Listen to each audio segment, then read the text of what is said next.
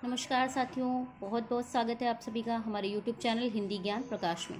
तो जैसा कि हम रिसर्च मेथोडोलॉजी पढ़ रहे हैं और उसमें हमारा जो सेकंड यूनिट है रिसर्च एप्टीट्यूड, हम उसको पढ़ रहे हैं। तो उसमें हमारी आज थर्ड क्लास है रिसर्च की। तो उसमें हम आज शोध के प्रकार जो हैं हमारे हैं वो देखेंगे और शोध पद्धतियाँ और शोध के चरण क्या क्या होते हैं आज हम वो देखने वाले हैं। वीडियो थोड़ा ज़्यादा लंबा हो रहा था, वरना आज एक ही क्लास में आपका पूरा जो है ये क्लियर हो जाता है शोध। बट ये अब एक पार्ट और होगा आपका, उसमें आपका ये शोध है जो वो क्लियर हो जाएगा। तो इसमें सबसे पहले हम देखने वाले हैं शोध के प्रकार कौन कौन से होते हैं। तो शोध के प्रकार देखते हैं। तो परिणाम के आधार पर, उद्देश्यों के आधार पर, तर्क के आधार पर कौन कौन से होते हैं, प्रक्रिया के आधार पर कौन कौन से होते हैं और जांच के आधार पर कौन कौन से प्रकार। तो एक चीज़ और आप लोग समझ लीजिए, जैसे कि परिणाम के आधार पर आपको दे दिया गया तो प्रश्न दो तरह से बनते हैं। तो परिणाम के आधार पर आपको दे दिया गया, तो जैसे कि उसमें मौलिक दे दिया गया, व्यवहारिक दे दिया गया और क्रियात्मक। तो परिणाम के आधार पर कितने आप शोध के प्रकार, परिणाम के आधार पर कितने शोध के प्रकार होते हैं। तो क्वेश्चन आपको दे दिया गया, उसमें मौलिक, व्यवहारिक, क्रियात्मक और मान लीजिए डी में मान लीजिए आपको निगमन को डाल दिया गया। ठीक है, डी में निगमन को डाल दिया गया और प्रश्न ऐसे बना कि परिणाम के आधार पर कौन सा शोध का प्रकार नहीं होता है, और डी में निगमन को डाल दीजिए। तो ऐसे में आपको पूरे नाम भी याद रखने होंगे और छोटा छोटा आप जब उसका अर्थ जान जाएंगे सारी चीज़ों का, मौलिक का क्या अर्थ है, व्यवहारिक का क्या अर्थ है, क्रियात्मक का क्या अर्थ है, तो ऐसी स्थिति में जब आप अर्थ को समझ जाएंगे तो आप बहुत जल्दी आंसर दे पाएंगे। तो क्या है कि परिणाम के आधार पर शोध के कितने प्रकार होते हैं, मौलिक, व्यवहारिक, क्रियात्मक। उसी तरह से उद्देश्यों के आधार पर वर्णनात्मक, सहसंबंधित, व्याख्यात्मक, समन्वयी, प्रायोगिक, इस तरह से 5 दे दिए गए और इसमें एक और ऐड कर दिया गया। इसमें कौन सा उद्देश्यों के आधार पर कौन सा उद्देश्य प्रकार शोध का प्रकार नहीं है।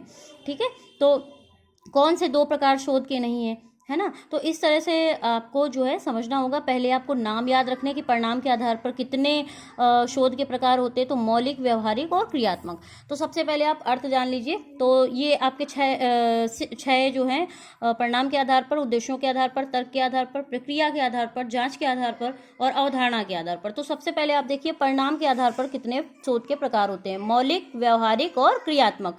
तो जो हमारा मौलिक जो है शोध है तो वो किस तरह का होता है, ये हमारा इसको जो है प्राथमिक शोध भी कहा जाता है। प्राथमिक शोध मतलब जैसे पूर्ण ज्ञान, पहले से आपको जो आपका जो पूर्व ज्ञान है, जैसे नहीं डाटा कलेक्ट होता है, मान लीजिए ऐसे आप समझिए जैसे कि पहले किसी ने पीएचडी की हुई है। ठीक है, तो वो जो पहले से आपको ज्ञान है, कोई टॉपिक है आपके पास, तो उसमें से पहले जो 1990 में मान लीजिए किसी ने पीएचडी की हुई है, तो वो आपके पास जो पहले से पूर्ण ज्ञान है उसमें क्या करना है, प्राथमिक शोध मतलब जो पहले से ज्ञान है उसको और बढ़ाना, मतलब ज्ञान में वृद्धि करना। कुल मिला के इसका अर्थ होता है ज्ञान में वृद्धि करना। पहले से आपका जो ये शोध में आपके पास डाटा कलेक्ट है उसमें से आप कुछ न्यू इन्फॉर्मेशन और ऐड करेंगे, है ना, और डाटा कलेक्ट करेंगे। तो कुल मिला के इसमें क्या है, ज्ञान में विस्तार करना, ज्ञान में वृद्धि करना। इस तरह का जो शोध होता है हमारा वो मौलिक शोध कहलाता है। ठीक है, तो इतना क्लियर है। इसको प्राथमिक शोध भी कहा जाता है। ये पॉइंट अपने आप में बहुत महत्वपूर्ण है, तो ये पॉइंट भी आप लोग याद रखें कि मौलिक को प्राथमिक शोध भी कहा जाता है। तो ये भी हमारा परिणाम के आधार पर ये हुआ शोध। और व्यवहारिक शोध किस तरह का होता है, इसमें क्या है, प्रशासन नीति निर्धारण, इस तरह का शोध होता है। किस तरह का, जिसमें प्रशासन नीति निर्धारण का जो वो होता है क्रियाकलाप, वो हमारा व्यवहारिक शोध कहलाता है। और क्रियात्मक शोध हमारा कैसा होता है, इसमें जो दैनिक क्रियाएं, हमारी जो दैनिक क्रियाएं हैं उसमें जब हम कोई शोध करते हैं, जैसे दैनिक क्रियाकलाप है, हमारे जो डेली जीवन में हमारा जो क्रियाकलाप हो रहे होते हैं, उसमें जो हम उस मतलब पॉइंट में हम कोई शोध करते हैं, रिसर्च करते हैं, तो ऐसा हमारा जो शोध होता है वो हमारा क्रियात्मक शोध कहलाता है। तो आपको आई होप आपको बहुत अच्छे से क्लियर हो गया होगा परिणाम के आधार पर कितने शोध होते हैं, मौलिक, व्यवहारिक, क्रियात्मक। नाम आपको जरूर याद रखने हैं, छोटा छोटा मैंने उसका अर्थ भी बता दिया है। तो मौलिक को प्राथमिक शोध कहा जाता है, व्यवहारिक जो हमारा प्रशासन नीति निर्धारण इस तरह का जो शोध होता है ये हमारा व्यवहारिक शोध कहलाता है। क्रियात्मक शोध हमारा जो डेली जीवन में हो रहे क्रियाकलापों का जो हमारा वो शोध होता है, इस तरह का शोध हमारा जो है क्रियात्मक शोध कहलाता है। और अब जो हमारा है उद्देश्यों के आधार पर क्या होता है, अब देखिए वर्णनात्मक। वर्णनात्मक क्या होता है, इसका संबंध किसी घटना से होता है। ठीक है, मान लीजिए कोई घटना हो गई, कब, कहाँ, कैसे, क्यों, है ना, तो किस तरह की, किस वजह से हुई घटना, तो इस तरह का जो घटना का वर्णन होता है, तो इस तरह का जो शोध होता है वर्णनात्मक। अब प्रश्न ऐसे भी बन सकता है, मान लीजिए एक प्रश्न ऐसे आपको दे दिया गया कि मतलब उद्देश्यों के आधार पर घटना का वर्णन के शोध में होता है, तो वर्णनात्मक शोध में। इस तरह से भी प्रश्न बन सकता है। तो जहाँ घटना का वर्णन हो तो आपको जब अर्थ पता होगा तभी आप आंसर दे पाएंगे। तो छोटा छोटा आप सभी चीज़ों का अर्थ भी समझ लीजिए और नाम तो आपको रटने ही हैं। तो इस तरह का शोध हमारा वर्णनात्मक होता है। सह संबंधित, जब जो दो शोध, जैसे पहले से एक शोध हो रखा है 1990 में मान लीजिए, अब रमेश ने 1990 में कोई शोध किया, ठीक है, रमेश नाम के व्यक्ति ने, फिर 2020 में मान लीजिए कोई शोध कर रहा है, ठीक है, 2024 में अभी जो चल रहा है प्रेजेंट टाइम में, उसमें कोई शोध कर रहा है। तो पहले का जो शोध है तो उन दोनों शोधों को आप, दो शोध को जब एक साथ मिला देंगे तो इस तरह के जो हमारे शोध हैं उसी टॉपिक को लेकर के हम उसी पे जो पहले हमारा शोध किया गया है जिस टॉपिक पे, उसी पे आप कोई नया शोध कर रहा है तो उन जो जब जिसका संबंध दो शोध से मिलकर के होता है तो ऐसा हमारा जो शोध है वो सह संबंधित शोध कहलाता है। अब व्याख्यात्मक में आप समझिए, जैसे कि आप पढ़ रहे हैं अभी, ठीक है, कोई चीज़ पढ़ रहे हैं तो इसमें आपको नाम याद रखना है, तो रट्टा मार रहे हैं ना। अब किसी ने मान लीजिए रट्टा मारा, ठीक है, याद किया, तो व्याख्या कैसे होती है मैं आपको फॉर एग्जाम्पल मैं समझा रही हूँ व्याख्यात्मक शोध किस तरह का होता है। एक एग्जाम्पल आप समझ लीजिए, क्योंकि छोटी चीज़ों से बड़ी चीज़ों को दिमाग में डाला जा सकता है, ठीक है। तो ये है, जैसे व्याख्यात्मक शोध किसको कहते हैं। मान लीजिए किसी ने कोई एग्जाम दे रहा है यूजीसी का, तो उसने जो है ये जो शोध के प्रकार क्या होते हैं, रट्टा मारा, ठीक है। अब वो रट्टा मारा, मान लीजिए वो भूल गया, अब ये दूसरी बात हो गई, ठीक है, भूल गया परीक्षा में रट्टा मार के, फिर क्या हुआ कि भूल गया जब, तो वो टेंशन में आया दिमाग उसका, है ना, टेंशन में आया तो वो बीमार हो गया। अब ये क्या हो गया, व्याख्यात्मक शोध हो गया, मतलब इसमें व्याख्या, पहले क्या है उसने रट्टा मारा, हाँ मैं एक फॉर एग्जाम्पल आपको दे रही हूँ समझाने के चक्कर, पहले उसने रट्टा मारा, फिर वो परीक्षा में भूल गया, भूलने के बाद उसका जो मानसिक संतुलन बिगड़ा और वो बीमार हो गया, ठीक है। तो इस तरह से आपका ये व्याख्यात्मक शोध होता है। और समन्वेषी होता है, समन्वेषी जिसमें दो चीज़ों का समावेश होता है, इसको इस तरह के शोध को हम समन्वेषी शोध कहते हैं। तो समन्वेषी का अर्थ ये भी होता है कि जैसे कोई शोध आप कर रहे हैं उसको छोटा कर देना। मान लीजिए जैसे एक वो देते हैं, आपने प्रसंग सुना होगा पहले, प्रसंग, जैसे कोई भी आप वो व्याख्या करने वाले हैं किसी भी उसकी चैप्टर की, तो आप क्या है कि उसमें प्रसंग, जैसे कि किसी भी शोध को छोटा करने, उसी छोटे शोध से समझ लेना कि शोध आगे का जो हमारा रिसर्च होने वाला है, शोध होने वाला है, वो किस तरह का शोध होने वाला है। तो इस तरह के शोध को हम, मतलब कोई भी शोध है उसको छोटा कर देना और छोटे ही रूप में सारा शोध का जो वो है समझ लेना, टॉपिक समझ लेना। तो जो छोटा शोध होता है इस तरह का शोध हमारा जो है समन्वेषी शोध कहलाता है। अब प्रायोगिक देखिए, जिसमें प्रैक्टिकल मेथड से जो शोध करते हैं, जिसमें स्वयं प्रयोग करते हैं, तो इस तरह का हमारा शोध जो है वो प्रायोगिक शोध कहलाता है। तो ये हमारे उद्देश्यों के आधार पे जो हमारे 5 प्रकार होते हैं शोध के, ये मैंने आपको समझा दिए। अब तर्क के आधार पे देखिए, तर्क के आधार पे क्या होता है, आगमन और निगमन।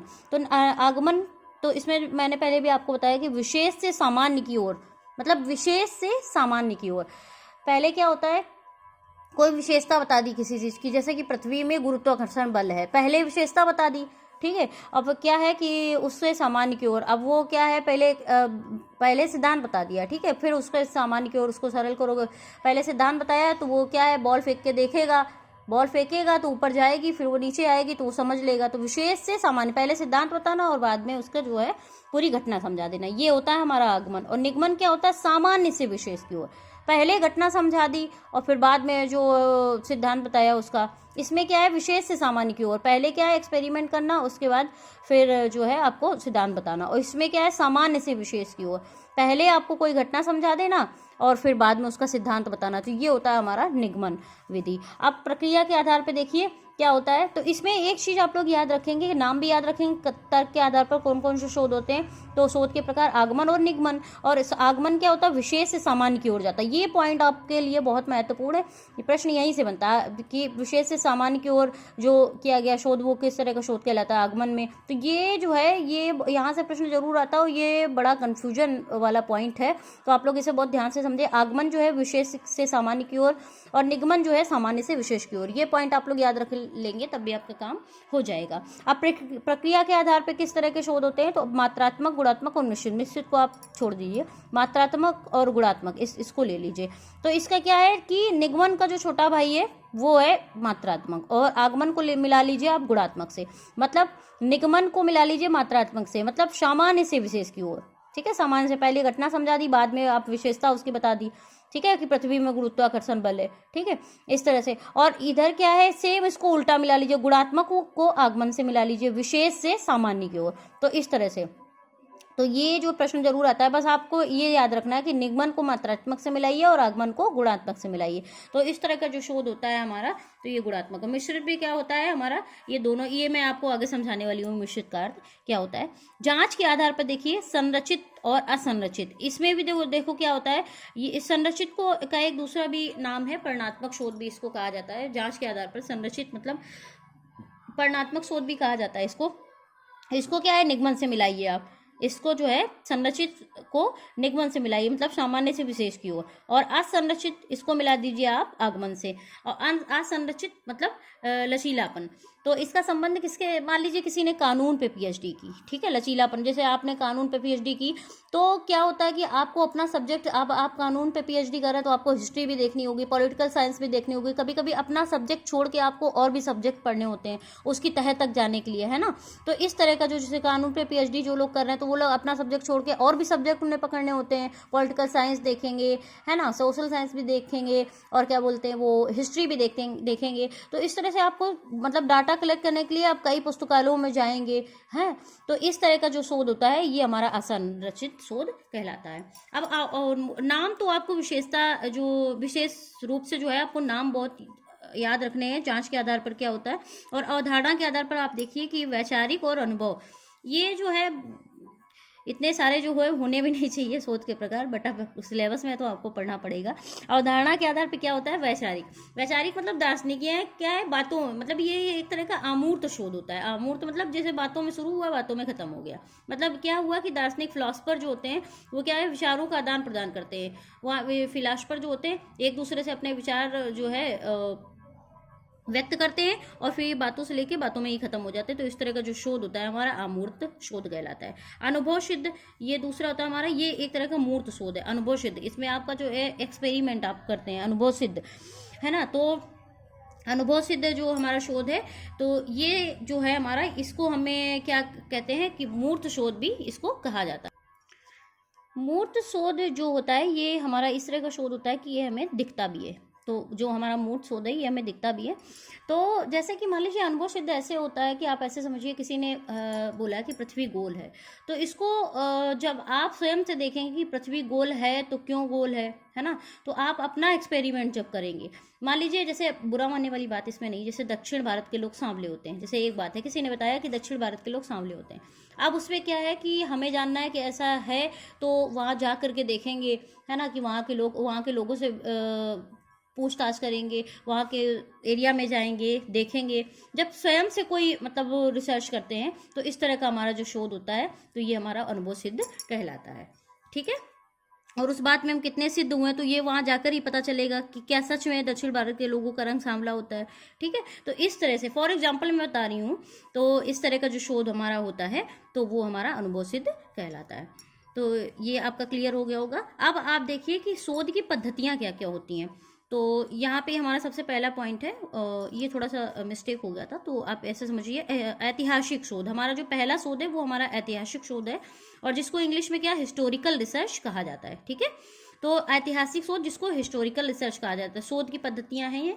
तो इसका संबंध किससे है, भूत से है। ये भविष्य को समझाने के लिए भूत का विश्लेषण करता है। मतलब जैसे कि पहले 1990 में मान लीजिए किसी ने पीएचडी की, रमेश नाम का कोई व्यक्ति है, 1990 में पीएचडी की उसने, ठीक है। बहुत एग्जाम्पल से समझेंगे तो आपको जल्दी चीज़ें समझ में आएंगी। अब सुरेश नाम का कोई व्यक्ति है, तो वो अब पीएचडी कर रहा है, ठीक है। अब तो वो क्या करेगा कि जो रमेश नाम के व्यक्ति ने 1990 में सेम टॉपिक, सुरेश ने भी वही टॉपिक लिया है, तो वो जो है 1990 वाला जो किसी ने पीएचडी की है वो टॉपिक पहले लेगा, और उसी के आधार पे अपना जो है फिर न्यू इन्फॉर्मेशन, फिर उसमें नया डाटा कलेक्ट करेगा, और वो उसमें नया जो है अपना जो पीएचडी करेगा। तो पहले पुराना डेटा लेगा, और पुराने डाटा के आधार पे ही नया जो उसने मान लीजिए 1990 में किया, तो 20 पुस्तकों को लेकर के तब पीएचडी की। अब ये जो करेगा तो अपना नए और पुस्तकालयों में जाएगा, और जो है डाटा कलेक्ट करेगा, नए तरह से इसको जो पीएचडी करेगा उस पर, है ना। तो इसका संबंध भूत से भविष्य को समझाने के लिए वो उसका विश्लेषण करता है। तो ये आपका जो है, आपका ये जो इस तरह का शोध जो होता है ऐतिहासिक शोध कहलाता है। जहाँ भूत की बात आती है वहाँ ऐतिहासिक शोध होता है, तो आप ये याद रखें। और विवरणात्मक शोध नेक्स्ट है हमारा, विवरणात्मक शोध। तो इसका संबंध वर्तमान से होता है। इसमें शोध के विषय का सार निर्धारित करने का प्रयास किया जाता है। वर्तमान में जो शोध हो रहा होता है, तो इस तरह का जो शोध हमारा होता है, जो वर्तमान में हो रहा होता है, तो उसका जो हमारा सार निर्धारित करने का, क्या सार है उसमें, कैसे हुआ, क्या हुआ, तो इस तरह का जो हमारा सार है वो हमारा विवरणात्मक शोध, जिसको इंग्लिश में डिस्क्रिप्टिव रिसर्च भी कहा जाता है।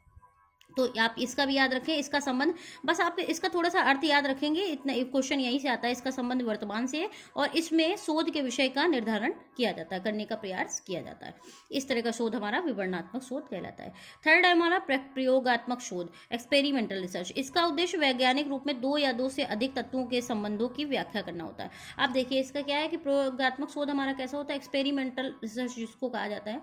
जैसे आप में से कोई किसी ने जो है लैब, केमिस्ट्री लैब में जैसे गया होगा, तो उसमें देखते हैं आप ना, दो चीज़ों को एक साथ मिलाते हैं, दो तत्वों को एक साथ मिलाते हैं, तब उसमें पता चलता है आपको कैसे क्या घटना हो रही है ना। तो इस तरह का जो शोध हमारा होता है, जैसे दो शोध को एक साथ हम मिला देते हैं, तो उस तरह के शोध को हमारा जो खुद से प्रयोग करते हैं, हम दो शोध को एक साथ मिला देते हैं, तो इस तरह का शोध हमारा जो होता है, इस तरह का शोध हमारा प्रयोगात्मक शोध कहलाता है। तो ये हमारा प्रयोगात्मक शोध हो गया। और नेक्स्ट हमारा शोध जो है ये है हमारा गुणात्मक एवं मात्रात्मक शोध। तो इसको क्या कहा जाता है इंग्लिश में, क्वालिटेटिव एंड क्वांटिटेटिव। तो इस शोध में शोधकर्ता क्या, कहाँ, कब, ये इसकी खोज नहीं करता है, बल्कि क्यों और कैसे खोजना प्रयोग करता है। अब देखिए इसको समझिए, गुणात्मक एवं मात्रात्मक शोध ये कैसा होता है, इसको इंग्लिश में क्या कहते हैं, इंग्लिश समझेंगे तो बहुत जल्दी समझ में आ जाएगा आपको। Qualitative and quantitative. तो इस शोध में क्या होता है कि शोधकर्ता क्या, कहाँ, कब, इस तरह की खोज नहीं करता, क्या हुआ, कब हुआ, क्यों हुआ, क्या हुआ, कब हुआ, कहाँ हुआ, ये नहीं मायने रखता है, बल्कि क्यों और कैसे हुआ। जैसे कि मान लीजिए आप कोई भी पीएचडी कर रहा है, ठीक है, तो वो डाटा कलेक्ट कर रहा है, मान लीजिए उसमें कुछ डीपली नहीं जा पा रहा है, वो डाटा कलेक्ट करता जा रहा है, रायता फैलता जा रहा है। तो इस तरह का शोध जो है बहुत वैल्यू नहीं रखता है, ठीक है। लेकिन जब कोई शोध करता है, रिसर्च करता है, उसकी गहराई तक जाता है कि कैसे, क्यों और कैसे हुआ, जब उसकी गहराई पर जाकर के रिसर्च करता है, तो इस तरह का शोध हमारा जो है मायने रखता है। तो ये आपका फॉर एग्जांपल मैंने समझाया कि क्यों और कैसे जब खोजना होता है, इस तरह का जो शोध होता है, ये हमारा गुणात्मक एवं मात्रात्मक शोध कहलाता है, जिसको इंग्लिश में हम क्वालिटेटिव एंड क्वांटिटेटिव। आप यूजीसी का एग्जाम दे रहे होते हैं तो बड़ा कठिन हो जाता है आपके लिए, किसी को हिंदी समझ आती है, किसी को इंग्लिश समझ में आती है, तो साइड में एक ऑप्शन दिया होता है कंप्यूटर पे, यहाँ पे इस तरह का हिंदी और इंग्लिश चेंज करने का। तो आपको अगर समझ में नहीं आ रहा तो फटाक से आप उसको चेंज कर लीजिए और उसको समझ लीजिए, जिसमें भी जिस लैंग्वेज में आपको समझ में आता है तो आप इसको चेंज करके समझ सकते हैं। फिर क्या है, नेक्स्ट है हमारा शोध के चरण कौन कौन से होते हैं। अब देखिए जब कोई कार्य कर रहे होते हैं, जैसे कोई मतलब शोध रिसर्च कर रहे होते हैं, तो उसके चरण स्टेप बाय स्टेप क्या चरण होते हैं, ये आपका पॉइंट बहुत इंपॉर्टेंट होने वाला है, क्योंकि प्रश्न यहाँ से भी बनता है। तो एक एक आप कह सकते हैं ना कि सीक्वेंस में आपको इसको याद रखेंगे कि अनुसंधान सबसे पहला हमारा जो चरण है, अनुसंधान समस्या का सूत्रीकरण। पहले आप कोई समस्या लेकर चलते हैं, टॉपिक लेते हैं, ठीक है। सबसे पहले क्या करते हैं, जब पीएचडी कर रहे हो तो कोई टॉपिक लेते हैं, ठीक है, तो सिद्धांत लेते हैं कोई भी, तो पहले आप समस्या ढूंढते हैं कि किस समस्या पे हमें पीएचडी करनी है, रिसर्च करना है। तो इसको इंग्लिश में क्या कहते हैं, फॉर्मुलेशन ऑफ रिसर्च प्रॉब्लम। तो ये भी आप याद जरूर रखेंगे, सारे नाम आप याद रखेंगे, और छोटा छोटा मैं आपको इसको बता दे रही हूँ क्या अर्थ होता है इसका। तो शोध के चरण क्या होते हैं, अनुसंधान समस्या का सूत्रीकरण, मतलब फॉर्मुलेशन ऑफ रिसर्च प्रॉब्लम। तो ये हो गया आपका अनुसंधान समस्या का सूत्र। पहले आप समस्या ढूंढेंगे, किस टॉपिक पे आपको रिसर्च करना है, तो पहले आप समस्या ढूंढेंगे। नेक्स्ट फिर क्या करेंगे कि अनुसंधान अभिकल्प तैयार करना, मतलब प्रिपेयरिंग रिसर्च डिजाइन। फिर उसको डिजाइन करेंगे कि मैंने जो समस्या ली है उसको किस तरह से हल करें, किस तरह से अपनी प्रॉब्लम को सॉल्व करें। तो एक आधार लेकर चलते हैं, पहले आपको समस्या ढूंढी आपने, फिर उसको डिजाइन किया, मतलब अभिकल्प तैयार किया, कैसे करना है मुझे ये शोध।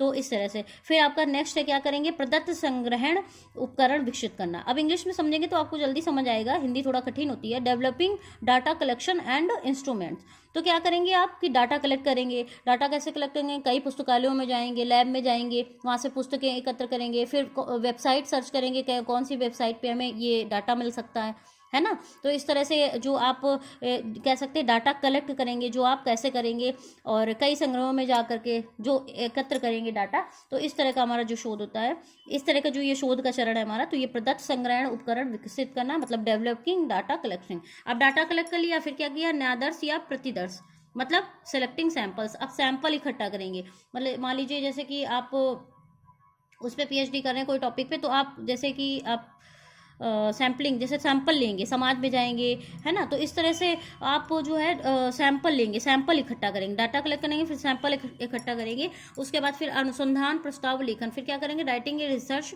प्रपोजल, फिर एक प्रस्ताव आप लिखेंगे, मतलब राइटिंग ए रिसर्च प्रपोजल, फिर क्या करेंगे, अनुसंधान प्रस्ताव, अनुसंधान मतलब शोध का जो है प्रस्ताव वो लिखेंगे। पहले आपने डाटा ले लिया, सैंपल ले लिया, सब कुछ लिख लिया, फिर उसके बाद अनुसंधान प्रस्ताव लिखेंगे, फिर उसके बाद क्या करेंगे, प्रदत्तों का एकत्रीकरण, मतलब कलेक्टिंग डाटा, सारा डेटा आपने कलेक्ट कर लिया, सैंपल भी ले लिया, डिजाइन के लिए डाटा, पहले समस्या ली, फिर डिजाइन किया, डिजाइन के बाद डाटा कलेक्ट किया, फिर सैंपल इकट्ठा किया, उसके बाद आपने ये प्रस्ताव जो है, क्या प्रस्ताव है तो वो लिखा, फिर इसके बाद फिर क्या आपने सारा डाटा कलेक्ट कर लिया, डाटा कलेक्टिंग, आपके पास सारा डाटा आ चुका है। अब आपने बहुत अच्छे से मतलब नई वेबसाइट पे आपने और सारे बुकों का एक सार इकट्ठा कर लिया, कह सकते हैं डाटा कलेक्टिंग। अब आपका डाटा कलेक्ट हो गया, फिर क्या करेंगे, प्रदत्तों का प्रसंस्करण और विश्लेषण, मतलब प्रोसेसिंग एंड एनालिसिस, फिर क्या करेंगे, प्रसंस्करण और विश्लेषण करेंगे, मतलब प्रोसेसिंग और एनालिसिस करेंगे। अब इस पे क्या हुआ कि मैंने सारा डेटा कलेक्ट कर लिया है, अब उसको खुद समझेंगे कि ये जो मैंने डाटा तैयार किया है इसमें हम कितने सिद्ध हुए हैं, कितना मुझे समझ आया है, तो आप उसको समझने का प्रयास करेंगे, पूरा जो भी आपने डाटा इकट्ठा कर लिया उसको आप समझने का, प्रोसेसिंग करेंगे, मतलब प्रोसेसिंग एंड एनालिसिस करेंगे, विश्लेषण करेंगे उसका कि मैं इसमें कहाँ तक सिद्ध हुआ हूँ, तो उसका आप जो है उस पर विचार करेंगे अपना। और फिर क्या करेंगे, अनुसंधान रिपोर्ट लिखन, जब सारा आपको पीएचडी जमा करते हैं ना तो आप अनुसंधान रिपोर्ट लिखन, मतलब एक वो जो है कि कह सकते हैं रिपोर्ट तैयार करेंगे आप अपनी, राइटिंग रिसर्च रिपोर्ट, और फिर आप अपने स्वयं से रिपोर्ट तैयार करेंगे और रिपोर्ट तैयार करके आप जो है पीएचडी जमा कर देंगे। तो इस तरह से हमारा जो ये कह सकते हैं शोध के जो चरण होते हैं, शुरुआत से लेकर के समस्या खोजने से लेकर के रिपोर्ट जमा करने तक, तो ये हमारा जो होता है, ये हमारा जो है ये शोध के चरण हो गए आपको। तो ये मैंने आपको नाम याद रखने हैं, इंग्लिश में भी आप याद कर लीजिए, और छोटा छोटा मैंने इसका अर्थ भी बता दिया है। अब एक चीज आप लोग और याद रखिए, ये रिपोर्ट लेखन कैसे करते हैं, रिपोर्ट तैयार कैसे करते हैं, तो थोड़ा सा मैं वो भी आपको बता देना चाहती हूँ। बहुत गहराई से मैं नहीं बताऊंगी, क्योंकि ऐसे अगर बताऊंगी फिर 3 घंटे मेरा एक ही टॉपिक में समय लग जाएगा। जून में एग्जाम्स है, तो मैं एक बार ये पूरे 150 यूनिट आपके कंप्लीट करा दूँ, फिर एक एक चीज़ को मैं आपको डीपली समझाऊंगी। अभी आपके एग्जाम्स है तो आप उसकी प्रिपरेशन कीजिए। तो रिपोर्ट कैसे तैयार करते हैं, तो अब इसके 3 मतलब भाग होते हैं, एक यहाँ पे आ नहीं पाया तो उस पेज में मैंने लिख दिया है। तो ऐसे समझिए आप, जैसे कि कोई भी मान लीजिए आपका बॉडी है, ठीक है, उसमें क्या है, फेस होता है आपका, फिर फेस के नीचे आपकी बॉडी होती है, ठीक है, बॉडी के नीचे लेग वाला हिस्सा होता है, ठीक है, फॉर एग्जांपल बॉडी के नीचे लेग वाला हिस्सा है, तो ये आपका हो गया, इसमें भी 3 ये सामग्रियां हैं। तो ये आपकी पहली हो गई व्यापक विभाजन में, मतलब पहली प्रारंभिक सामग्री, ये आप इसको आप फेस समझ लीजिए, इसको आप बॉडी समझ लीजिए, और नेक्स्ट हमारी जो है उसको आप लेग समझ लीजिए, उस साइड मैंने लिखा हुआ है। तो सबसे पहले अब फेस पे क्या है, फेस में भी आँख, कान, मुंह, ये सब चीज़ें होती हैं ना, तो इस तरह से आप समझेंगे तो जल्दी समझ आ जाएगा। तो पहला हमारा व्यापक विभाजन, ये आप देखिए, फिर अनुभाग, इंडिविजुअल सेक्शन इसको कहते हैं, ठीक है। तो आप क्या देखेंगे, सबसे पहले आप फेस को देखिए, मतलब प्रारंभिक सामग्री देखिए, प्रारंभिक सामग्रियां क्या क्या होती हैं। जैसे आप कोई आर्टिकल लिखते हैं, निबंध लिखते हैं, ठीक है, मान लीजिए आप दिवाली पे निबंध लिख रहे हैं, फॉर एग्जाम्पल मैं आपको बता रही हूँ, दिवाली पे निबंध लिख रहे हैं, तो सबसे पहले आप उसका टाइटल डालेंगे ना ऊपर, दिवाली पे निबंध। इसी तरह से जब हम कोई रिसर्च करते हैं तो क्या होता है, रिपोर्ट का शीर्षक, जब हम कोई पुस्तकालय में जाते हैं और पुस्तक कोई देखते हैं तो पुस्तक के ऊपर देखते हैं आपकी टाइटल पड़ा होता है, ठीक है, तो ये हो गया हमारा रिपोर्ट का शीर्षक मिल गया आपको, ठीक है। फिर उसके अंदर देखेंगे पहला पेज, इंडेक्स पेज खोल करके, तो उसमें लिखा होता है विषय सूची, दिया होता है कि अंदर क्या क्या है, तो वो विषय सूची आप देखेंगे, टेबल ऑफ कंटेंट जिसको कहते हैं। फिर उसका सारांश किसी बुक में दिया होता है, किसी जो अच्छे लेवल की बुक होती है तो उसमें जो है सारांश सब दिया होता है, और जो किसी तरह की ऐसी ही बुक्स होती हैं मतलब, तो उसमें सारांश नहीं दिया होता है। तो आप देखेंगे सबसे पहले आप उसमें टाइटल देखेंगे, उसके बाद विषय सूची उसमें दी होती है वो, फिर सारांश जिसको हम एब्स्ट्रैक्ट सिनॉप्सिस कहते हैं। तो ये हमारा जो ये प्रारंभिक सामग्री के अंतर्गत आता है। अब आगे देखिए, प्रधान भाग क्या होता है, उसका जो अंदर का हमारा भाग होता है, मतलब उसमें क्या दिखाएंगे, परिचय, सबसे पहले इंट्रोडक्शन कि इसमें क्या क्या है ना, तो इस पुस्तक में क्या क्या दिया हुआ है, तो उसका इंट्रोडक्शन, मतलब लेखक का जो है वो परिचय दिया होता है उस तरह का, तो आपका तो ये इंट्रोडक्शन हो गया। फिर क्या है, साहित्य समीक्षा दी होती है, जब आप कोई आर्टिकल लिख रहे होते हैं तो उसमें देखते हैं ना, फिर साहित्य समीक्षा दी होती है। साहित्य समीक्षा में मतलब लिटरेचर रिव्यू जिसको बोलते हैं, कभी कभी परिचय में सम्मिलित कर दिया जाता है, जो साहित्य समीक्षा होती है वो कभी कभी परिचय में ही, इंट्रोडक्शन में ही सम्मिलित कर दी जाती है। तो कोई आर्टिकल, मान लीजिए आप आर्टिकल लेकर चलिए, आप आर्टिकल लिख रहे हैं, उसमें पहले टाइटल डालेंगे, फिर विषय सूची लिखेंगे और फिर सारांश, है ना।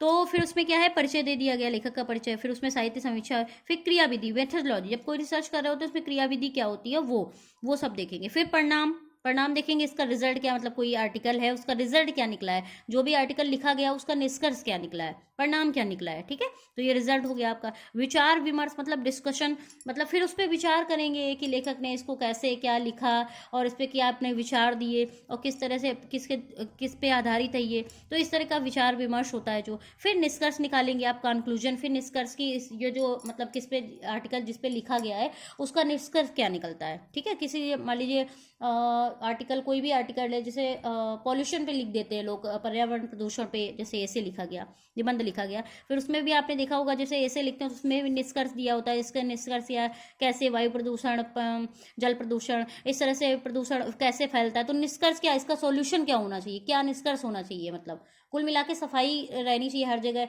तो ये निष्कर्ष निकलता है, इससे पॉल्यूशन ना फैले, है ना। तो इस तरह से निष्कर्ष होता है, आर्टिकल लिख रहे हो तो उस पर निष्कर्ष मतलब कंक्लूजन जिसको कहते हैं।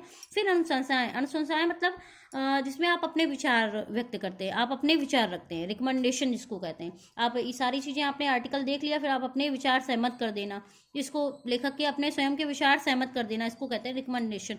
मतलब कभी कभार निष्कर्ष में सम्मिलित कर देना, ये जो रिकमेंडेशन है कभी कभी निष्कर्ष में सम्मिलित कर दिया जाता है, तो इसको जो है अनुशंसाएं यानी रिकमेंडेशन कहते हैं। मोटा मोटा आप नाम याद रखिए, रिपोर्ट लेखन कैसे तैयार किया जाता है। अब इसमें मान लीजिए दे दिया गया कि प्रारंभिक सामग्री में क्या नहीं आता, जैसे परिणाम दे दिया गया, तो ये प्रारंभिक सामग्री में नहीं, तो प्रारंभिक सामग्री में क्या क्या आता है, रिपोर्ट का शीर्षक, टाइटल ऑफ रिपोर्ट, विषय सूची, टाइटल, टेबल ऑफ कंटेंट और सारांश, तो एब्स्ट्रैक्ट एंड सिनॉप्सिस। तो ये आपका हो गया, ये प्रारंभिक सामग्री के अंतर्गत क्या नहीं आता है, तो आप ये याद रखिए। आपको ये याद रखना, प्रारंभिक सामग्री के अंतर्गत क्या आता है, प्रधान भाग क्या है, उसके अंदर क्या क्या आता है, परिचय, साहित्य समीक्षा, क्रियाविधि, परिणाम, विचार विमर्श, निष्कर्ष, अनुशंसाएं। इंग्लिश में भी आप याद रख लें तो आपको प्रॉब्लम नहीं होगी, वरना ऑप्शन तो दिया ही होता है यूजीसी में साइड में, तो आप उससे समझ जाइएगा। और अनुसंधान और शोध में आप कंफ्यूजन आपको नहीं होना चाहिए, क्योंकि अनुसंधान शोध एक ही वर्ड है। अब एक आपका पॉइंट रह गया, तो वो भी मैं आपको बता देती हूँ। ये जो हमारा पॉइंट है लास्ट वाला, इसी का रिपोर्ट लेखन में लास्ट वाला जो पॉइंट है बहुत छोटा सा है, पूरक सामग्री जिसको कहा जाता है। ये हमारा लेग का हिस्सा जो होता है वो है। तो लेग में क्या होता है कि संदर्भ या ग्रंथ सूची, सबसे पहले बायोग्राफी तैयार की जाती है, मतलब संदर्भ या ग्रंथ सूची, और फिर उसी में होता है परिशिष्ट यानी एपिडेंस, मतलब उसका विस्तार रूप देना। निष्कर्ष निकाल लिया, अब संदर्भ उसका देख, संदर्भ में नहीं, जैसे ऊपर दे दिया जाता है कि इनकी बायोग्राफी, लेखक की बायोग्राफी दे दी गई, ये फला जो यहाँ से लिया गया है, इस तरह से। तो आप संदर्भ का अर्थ तो समझते होंगे आप लोग, और ग्रंथ सूची तैयार कर दी गई, और परिशिष्ट मतलब एपिडेंस, जिसमें उसी को विस्तार रूप से दे देना, कोई आर्टिकल है उसको विस्तार रूप से देखना, है ना। तो ये आपका जो एपिडेंस में आता है, परिशिष्ट जिसको कहते हैं। ये पूरक सामग्री के अंतर्गत आपका क्या क्या आता है, संदर्भ या ग्रंथ सूची और परिशिष्ट एपिडेंस। तो ये आपका जो है शोध के चरण हो गया, और आपका रिपोर्ट लेखन भी मैंने आपको बता दिया। तो ये जो आपका तैयार हो गया है सारा, और अब जो है 4th पार्ट है, क्योंकि वीडियो अभी बहुत लंबा हो रहा था, इसलिए इसी एक ही क्लास में पॉसिबल नहीं था। कल मैं उसको जो है पूरा करा दूंगी, और 3rd यूनिट भी हो सकता है, तो कल ही मैं पूरा करा दूंगी। तो बहुत बहुत धन्यवाद आप सभी का, वीडियो को देखते रहें और वीडियो को लाइक करें, चैनल को सब्सक्राइब करें, और शेयर करना बिल्कुल मत भूलिए, क्योंकि नेट के एग्जाम्स हैं जून में, तो ज़्यादा से ज़्यादा लोगों के पास आप इसको शेयर कीजिए। और बहुत बहुत धन्यवाद आप सभी का।